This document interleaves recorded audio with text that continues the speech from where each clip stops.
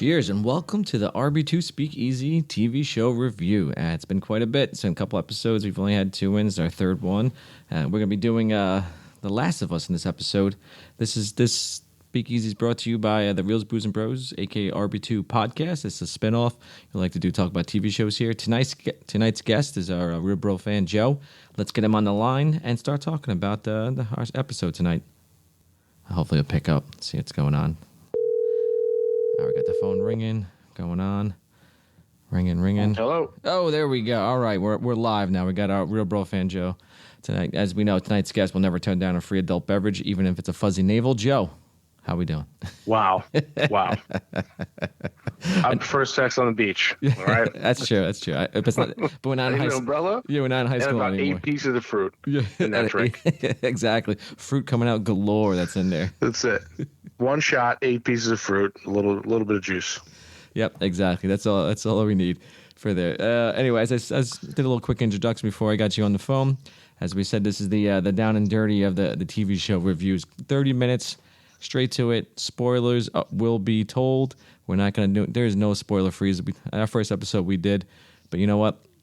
We don't have time for that. We're going to go straight into it. We're going to tell you what we love, what we hate, what we want to see, what we would have hoped to seen, and if there's going to be more and everything that's going on. So for tonight's episode, it's the show The Last of Us. I know tonight I'm having just a nice little, let me look at this bottle here, a little whiskey, Jack Daniel's Bonded I got for Christmas, actually. Wow, I'm jealous. So it's not bad. Only a little bit. I have to go back into work tomorrow, so that's what I'm doing. I know you... Everybody in the house is sick, so we're all water. I know. It's just hydrating on water. That's exactly. Yep. Yeah, we had the strep throat last. Just means we're gonna have a double tomorrow. Is what it basically boils down to. Yep. Exactly. So I'm glad you can join us back again on this. I had a great time with this, and let's just get straight into the show. So yeah, absolutely. The Last of Us. So was this a well-written show? This adaptation from the TV from video game to TV. What do you think? Yeah, I mean, listen, whenever you think adaptation, you think they're going to cut things and make it a little bit more palatable for those people that don't like video games, but maybe have heard of it. And I think this is probably like the closest to a video game rendition that I have probably ever seen, if I'm being completely honest. So I loved the game when it came out. And over a decade ago, and it was great watching the game through the magic of whatever HBO created. So it was amazing. Yeah. So I'll jump to this next question. So as I'm thinking, I thoroughly enjoyed the game. Probably one game of the year I want to see when it came out, I believe. Yeah, I believe so too. Fantastic. I wish they would have shown a little more of the clickers. What they were, the zombie-like kind of thing. But I think the TV audience is kind of done with this post-apocalyptic zombie kind of thing, because there's a lot of it going on. A lot of the zombies, The Walking Dead was such a fucking burnout, just went on too long, didn't want to deal with it. Yeah. All these post-apocalyptic shows are just coming out. It's just like we're just like done. Yeah, I agree, and and I know a lot of people that probably feel the same way and kind of said, oh, another zombie thriller or whatever the case is, and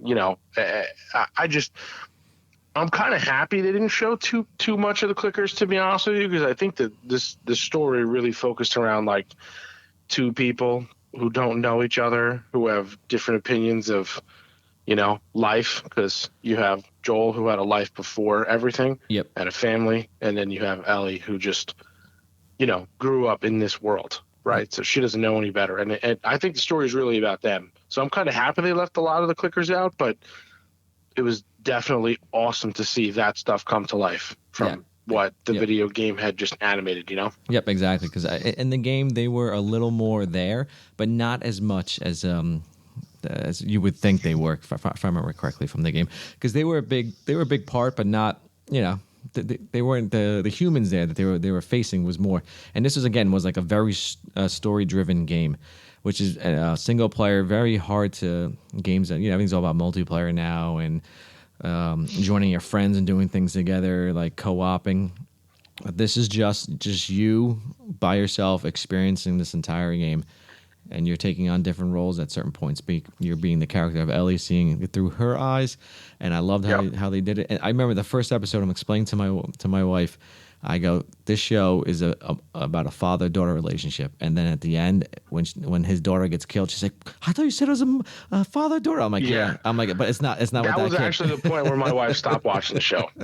So like she was like, I was telling her how amazing the game was and she was vested. She for the first half hour, she was like, "Wow, this is really good. This is something the two of us can enjoy." And Joel's daughter dies. Yep. And she starts crying and she goes, "I'm done." Yeah. And then there was zero appeal to her after that. There was no reeling her back in from that point. Oh man, I wish she'd have stuck with it, because I know my wife Katie, she stuck with it. I told her, I'm like, same exact thing. I go, "This is great." I'm like, "This is like literally the prologue of the game." I'm explaining to her, going like, "This during this time frame, this is," or the mansplaining. She's fucking asking me questions, what's going on. So I'm like, all right. I go, in the game. Yeah. I'm like, this is in the beginning, I think like where that's you're the learning worst, the controls. to be honest with you. And it's funny because I get that from her brother. My brother-in-law is very much the same way. He's very like, "I know you know the game. Don't tell me anything, but I'm going to ask you a million questions." And I'm like, "Dude, just watch the show." Yeah, just watch the episode. Then we'll fucking talk after that. None of us saw episode 3 coming. Yeah. Oh yeah. Right. That's the one with Nick Offerman. Was it? Was it the third episode? Yeah, third episode. I believe. Right. Or the fourth episode. No, it was fourth episode, I think. Right. Nobody saw the fourth episode coming. Yeah. I think it was the third episode, because they had a brief. I think it was. It was the third episode, and they had a brief in the game. It was just a note they left for him, and that was it. But you know what? I thoroughly enjoyed that episode. Yeah. There's a lot of man-on-man love, but you know what? I love their like just diving into the background of those characters and what's going on, because they have this like weird, like, picture perfect life in a post-apocalyptic world.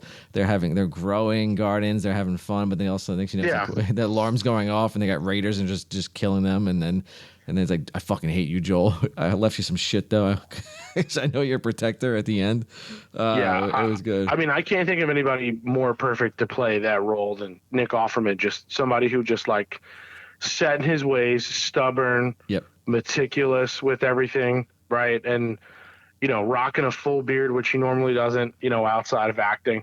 And, it was kind of, a it's kind of survivalist, like, that guy. I remember watching it and I'm thinking to myself, like, this got a weird vibe, these two, and it didn't deter me from watching the episode, because to your point, like, unbelievable, everything that kind of transpired. And then to see the results of everything that they did when Joel and Ellie rolled into there was kind of funny, to your point, like how there was like a part of me that was like, nah, something's gonna happen, like somebody's alive, something changed. And Joel comes downstairs in the episode, he's like, "Yeah, there's 2 bodies upstairs, they're dead." He left this note. He left the window open so it wouldn't smell, and stuff like that. So and then of everything, he only takes like 1 gun, and Ellie sneaks that pistol out in her bag.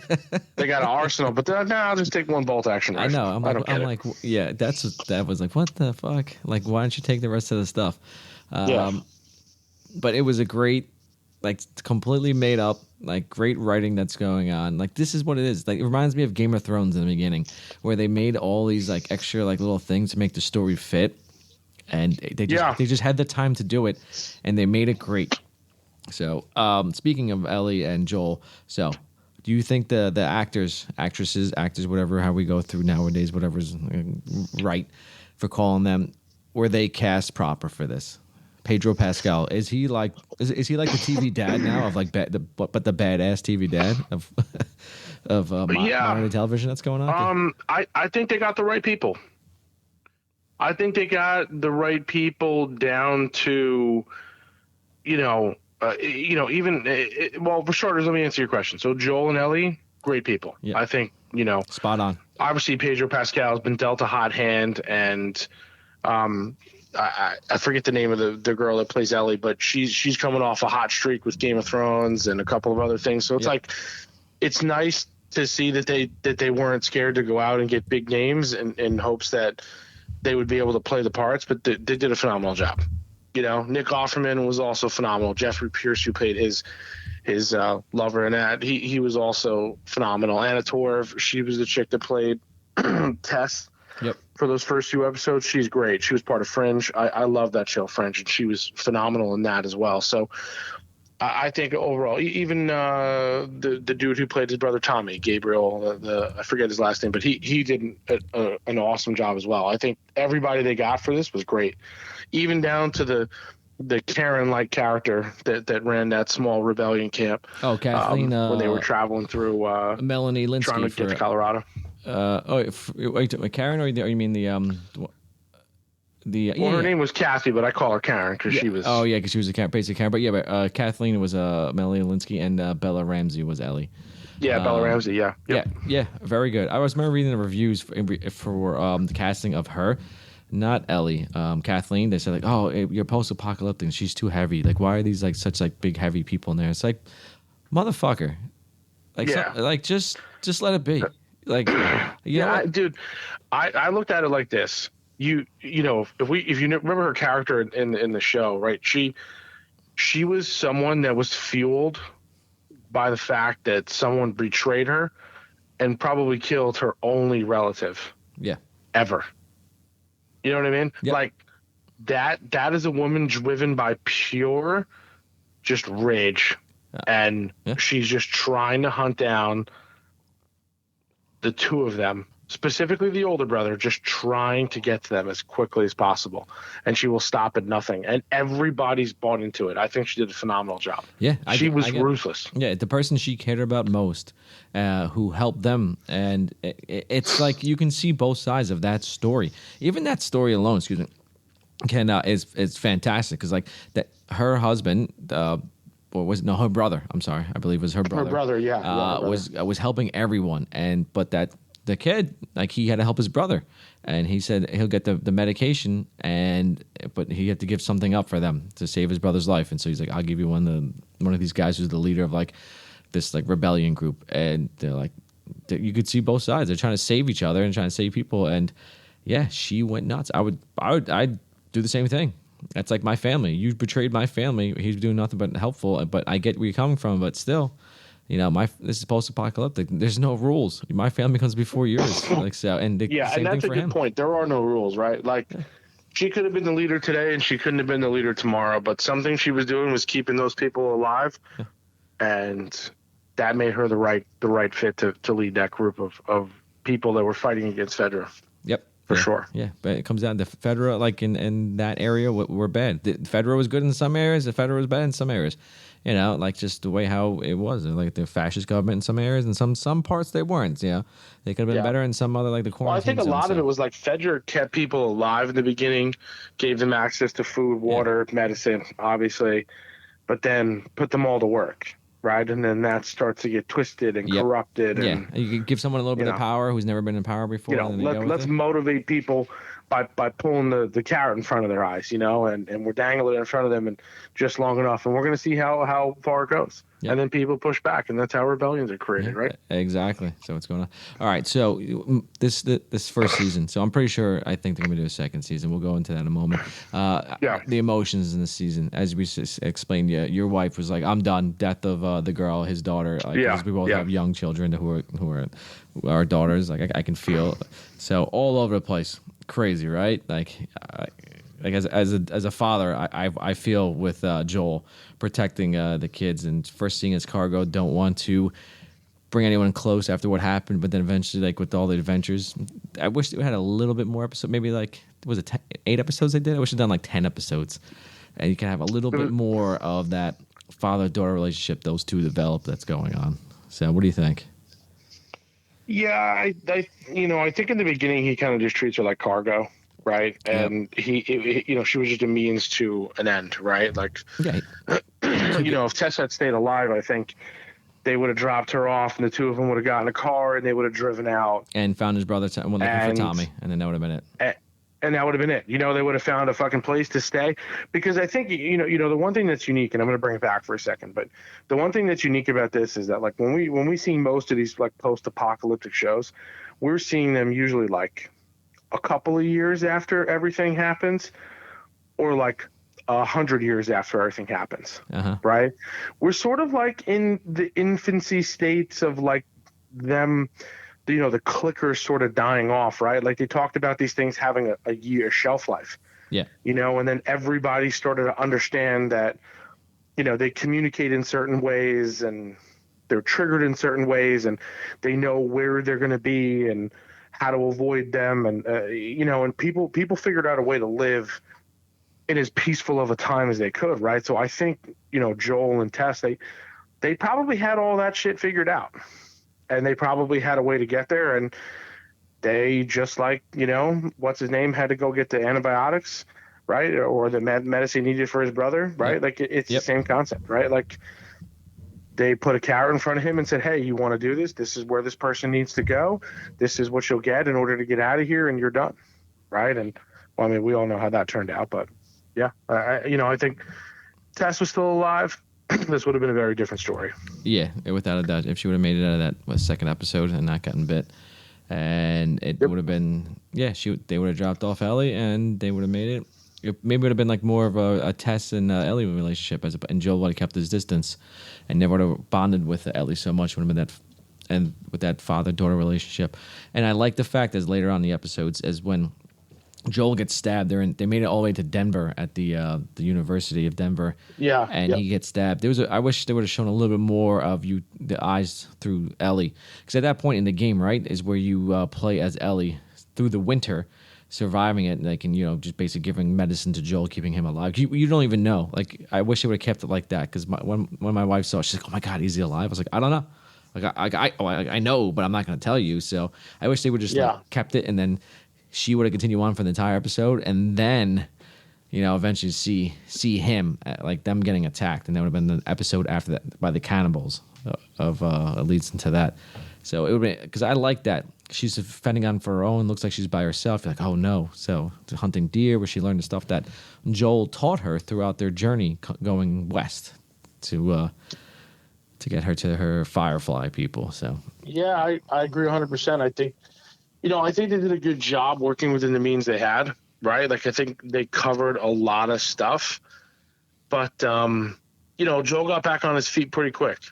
It seemed like he got stabbed, and they rode on the horse for a little bit, and he fell off the horse, and she found some shelter, and now all of a sudden she's trying to keep them safe and trying to keep them warm and trying to keep them fed, and it feels like he healed real quick, whereas, like, I think something like that, like if that was you or me, there would be some serious rehab involved, stay off your feet. And I mean, I get it, they're living in their times, but I would have liked to have seen a little bit more around that myself. Yeah, a shot of penicillin is really not going to get you back up and going for that. Yeah.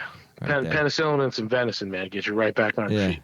Maybe I should start trying. Maybe help me with my bad knee. Oh, Jesus. Yeah. Anyway. That or you could have, people that you don't like the cannibals did. They were just serving up giant chunks of human flesh. Yeah, they're like, what's this? If we found some deer. Oh, yeah, we found some deer. It's a bit gamey. Yeah, that's it. Don't worry about what it is. Everybody in the soup kitchen's like, yeah, this was Leroy. He died a couple nights ago. We got him on ice. Yeah, that's him. Paul's next, that asshole. Yeah. Anybody gets out of line, they're gonna end up in tomorrow's stew. I see. All right, and so as I said, we played the game. We know it was very tough to go back. And I love seeing the social media posts, watching like them going side by side of like pretty much for scene comparison of like, this is what happened in the game, like in the truck where Ellie's reading, like it finds like the nudie magazine, and they're going back and forth. I was laughing my ass off. And then other scenes, like one of my favorite old time scenes was the giraffe scene. I forgot. I was like, when is this gonna happen? I'm like, I was telling my wife, I'm like, this is one of my favorite scenes. It was just like so surreal, because it was just so cool when they finally showed it and what happened. So there were great Easter eggs. Did you happen to catch all of them? 'Cause I know that there were so Oh, many, dude, there was like 5 Easter eggs in every episode. I think the biggest ones that were kind of funny. So the guy that voices Joel in the game, he was in there as one of the cannibals. Troy, in that Baker. episode, Troy Baker. He was one of the guys there. So the guy that actually voiced him in the game is there. And then in the very last episode, the excuse me, the character actor that actually voices Elle in the game, she's actually Elle's mother in this. She's actually the chick in the beginning that gives birth to her. So it's kind of funny. Those are like the big Easter eggs for me, Yep. and then for me, I kind of like the way that they adapted certain things. I don't necessarily know if that's an Easter egg per se, but it was kind of cool how they adapted certain things, and only people that played the game knew about them, and there's subtle things like small character changes, but the biggest one for me is like right in the beginning when Tess dies after she gets bit. It's Fedra that jumps in there and kills her. Yep. And she wipes out a bunch of them. And in the game, and in the show, it's clickers. That's when you first get introduced to the swarm of clickers. And, so it kind of sets a different tone. In the beginning, you're kind of like, oh my God, these Fedra people, they suck. We got to get away from them. Uh-huh. Right. And in the show, it was kind of like, oh man, like the clickers, they're like real. We need to get away from them, so it sets a different mood. I mean, it leads to the same ending, but it sets a different mood. Those are the biggest kind of Easter eggs for me. There's other small things, but those are the ones that weighed the heaviest. Yeah, like I'll just throw about here, like Sarah, like Joel's daughter. They both wearing the same T-shirt from the game in the beginning. Like there's like the birthday card in the first episode. What else am I looking at? There was like there's the lighter with the logo, the Naughty Dog lighter logo on it that has a 76. That was a big one that was all over social media. Yeah, Tessa's lighter. That's it. The giraffe plushie. Let's see the video games that she plays when she's in the mall. Yeah. She plays like Mortal Kombat 2. Yeah. That was part of the game as well. The giraffes were pretty big. A lot of stuff that they shot in the car that was pretty cool. Yep. Yeah. I liked that when he was doing the sniper thing with the clickers and things come out. That was a great scene. Yeah, I agree. I'm glad they got to put the oversized, what they call it, a bloater, right? The huge fat the clicker bloater in that one episode where they finally escape. Yep. After going in the sewers, they had that massive clicker that was there. That was huge. Came up out of the ground. That was in the game too. They called him the fat bloater, I believe. Yeah, it's always got like that. A face-ripping bloater. That's what he was called. Yeah, that's what it was. Yeah, just a straight up bloater is what's in the game, stuff like that. And I like the interrogation scene where he goes point on the map of where she is, and this is the answer better be the same as his. He's like, I believe you. He just fucking kills him. Yeah, I was like, now that's an interrogation. That's not something I did in the military, but it was great. Never happened. And so, but I enjoyed it. So, I have to say that this is probably the best video game adaptation to TV film that's been released 100%. To date. I'm looking forward to the Super Smash Brothers movie, so I want to see how good that's going to be. That might be pretty close because just from the trailers alone, it looks good. But I love the way what they did with this, and so I guess I thought the game ended there, but it goes further on. Am I right? After the finale, where he tells her like, "Nah, there's not a cure," and there's more stuff. Yeah, happens. I mean, there's a second game, and without kind of giving away the second game, I think there's definitely a bunch of people who are kind of upset because if they know what the second game is, they know what happens to everyone. And someone plays it, but is there more to the first game? When you got something like this that's hot fire, you never want to mess with that formula. You don't want to. If they continue to be true, that formula is going to get messed with pretty bad. Hey, well, but was there more to the first game, or is that the end of it? Like when I can't remember. I have to like go back and play it. No, that was it. So if you remember, the end of the game is exactly where the movie ended, where the show ended. Excuse me. I thought so. There was the add-on DLC episode, if you want to call it that. And that's when Ellie and her friend, before she dies. So if you remember the scene where her friend takes her to the mall. Yeah, when she explained to Joel, like, I was pretty good at this Mortal Kombat game, and the reason why was because her friend was taking her there. Like, right. So her friend Riley, right? That was like her friend, and she was the one who introduces her to the Fireflies and such, right? So yeah. So Riley and her go to the mall. This was all DLC. Yeah. So that was released after the game. So they snuck it into the middle, which was pretty cool. But all of the stuff that we saw, that was all DLC. So maybe that's what you're thinking of. But that's probably where the game ended is where the show ended. I thought you know what I mean? Yeah, I remember that at the end, and that's it. So, all right. Yeah, and then the second game, like I said to you, if it follows true, it only takes place a couple of years after Yeah, because the end of this. Yeah, because Ellie's grown up now. She's more of a teenager. So there were some rumors that Bella Ramsey was going to get replaced because there was going to be a significant time jump, but everyone kind of debunked that and said, you know, she is going to be the age of what Ellie will be in the second season, in the second game. So there's no need to replace her. You know, like, why mess with a winning formula? But again, the story of the second game and what was going to be the second season are going to be two totally different things. I think they're going to be the same, but if they want to keep people entertaining, they might have to change it. Okay, I'm gonna have to go play the second game eventually, and see what's up before the show comes out. Which without that I will. I don't know. I got that kids came along and I wasn't able to have a lot of free time in order to finish the second. Well, now you got games like Hogwarts that are out there. That's a easily 35-hour game. Yeah, that's true. I'm only on 24 hours, and I don't think I even scratched the surface on it. So yeah, you know, the one thing I will say is this though, right? And I don't think we've talked about it yet, but what are your thoughts about the end? Right? Of him lying. Yeah. It's crazy from like just a cinematic point of view, right? Like what happens, but what are your thoughts on how the end went? How everybody's split.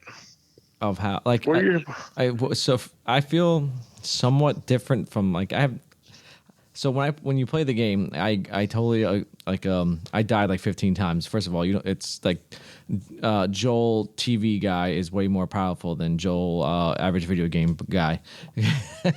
So it took a while to complete that final scene, to go through and killing all those fireflies to get to Ellie. So I feel like since like it's only 8 episodes and this game is like probably close to 35, 40 hours single player that we played and we put into it with all like the other quests and just building that relationship, you feel like you actually are a part of, like, you are Joel, and that is your new daughter, and you want to protect her at all costs. So yes, I agree with him in the video game that I'm going to save her and no one's going to experiment on her.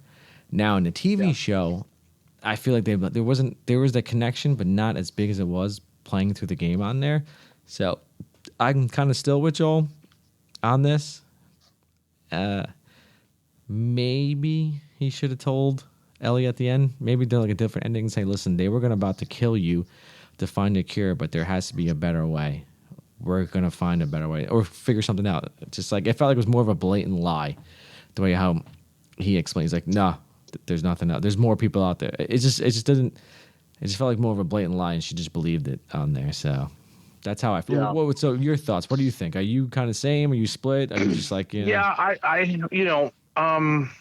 I look at it like this, right? Like I look at it the same way you do. I think he did a shit job of explaining it in the show, but I also think like they tried to make it that he was all hopped up on adrenaline. Uh-huh. And he had to somehow come down off of that and try and explain to her, like, hey, yeah, there was, didn't work out, and, there's no cure, and everybody says peace, and we left. Like I think, obviously the truth hurts going to come out later, but I think, for what it's worth, I think the game did a better job of it, right? And the way I looked at it, and this is kind of like, how I explained it to my wife, right? Like as parents, like, you kind of got to protect your kid from the truth. Yeah. Because it's the better of the sacrifices than I think trying to explain to them what's actually happening, because it could get misconstrued and just call it what it is. Their brains just ain't going to process it. Right. And obviously we went through a whole game. We went through a whole show of him being this chick's surrogate father in a sense, right? Yeah. In the beginning, she was just cargo, and now he means a lot to her, and vice versa. And I think, like, people forget about that, right? And you're in a lonely world where you're probably outnumbered, at how many clickers to how many humans. So building a bond like that's crazy. And I think, like I said, as a parent, like, you protect your kids from those things, and I think that's what he was doing. I think he woke up and he's like, wait, you're going to take my kid away from me? Like, Yeah, he's like, this there's is not no happening guarantee again. what you're doing is going to do anything. We could just be killing her for no reason. Like, no, give me my kid back. Yep. Yeah. And everyone said no. And I probably would have done the same thing. No, yeah, I would have been the one. Or at least tried. I don't have these superpowers like Joel does. Yeah. Yeah. It was funny because explaining, because why does he keep picking up new weapons? I'm like, because they portray it well because he doesn't have 1,000 bullets. He's running out of bullets and picking up new guns. So I actually, that was a great, I like that on there for the end. Oh, we just lost Joe. All right, let me see if I can get my call real back so we can wrap this. I decided actually at the 30-minute mark. Let's see what happened there. Let's see. Give him one call back. And, all right, it's ringing. That was good. I know we just lost you because you know what? That's funny because it just told us we're at the 30-minute mark. So let's wrap this up. And I just want to say, if you heard what I said at the end, I like the fact that where he kept picking up guns at the end because my wife was like, "What's good? Why does he keep picking up guns?" I'm like, "He doesn't have 1,000 bullets. He's actually picking up guns." Yeah. So I like how they play. He's not John Wick. He doesn't have like 47 magazines tied to his belt buckle. Okay, so all right, the final review, The Last of Us. Your thoughts, Joe? What do you think? Yeah, I think in the beginning when you start hearing about the millions of people that are watching it, and you're kind of like, wow, okay, yeah, that's cool, and then the number keeps going up. There's obviously a reason for it, right? And I just wish it was more than 9 episodes. Yep, that's it. Yeah. If they had 100 episodes, I would have watched 100 episodes. Yeah. It was unbelievable. It's again the best video game adaptation I've ever seen. For sure, hands down, and I cannot wait until season 2 comes out. Yeah, I have to agree with you on that 100%. I wish there was a couple more episodes, at least a little more relationship, because there was even more stuff just looking at episode 3 of them building out some of these back characters. They could have even done it with the girl Kathleen and what happened with the Henry and Sam, the two and brothers. Henry, they could have built that out for even like half an episode, and then went into the next episode. And then I get it, you're getting a little too far away from Joel and Ellie, but you know what? Like, just give me a little bit more. I guarantee it would have worked. Because they introduce these characters and they're really good at what they are, and you just want to know a little bit more about it. We know from the game, but like it's just like for us people who played the game, it felt like such a tease, but it worked out so well if you didn't see the shows. Because my wife, she didn't see it. I explained everything after and go a little further in depth and show her the social media clips after. And she's like, wow, this is like awesome. Like I kind of wish I played the game. So. It's like they gave everybody who didn't play the game just enough context to keep them wanting more. But those of us that played the game and understood it and devoted 5 times as many more hours as there was episodes, we needed more for sure. Yep, hands down. And let's hope they're going for season 2, which I'm pretty sure they were with the numbers and stuff HBO got. So if they went all the way, I think season 2 was greenlit after the 2nd episode. There was no doubt in my mind. Yeah, has to be. So, all right there, we're gonna end it on that. So, thank you to my guest Joe. Appreciate everything for you coming on this. Happy to be here. And thank you for tuning in. You can check this out on any podcast listening platform like our predecessor, Reels, Booze, and Bros, aka RB2 Podcast. You can check us out on the reelsboozebros.com. It's on the website. You have to find it though. Just have to speak easy. You gotta know the password where it's at. We just don't let anyone into the speakeasy. You gotta find it. The only hint I'll give you again is the location can be linked from the homepage of reelsboozebros.com. If you find it, keep it secret. Don't let the fuzz find out. Cheers.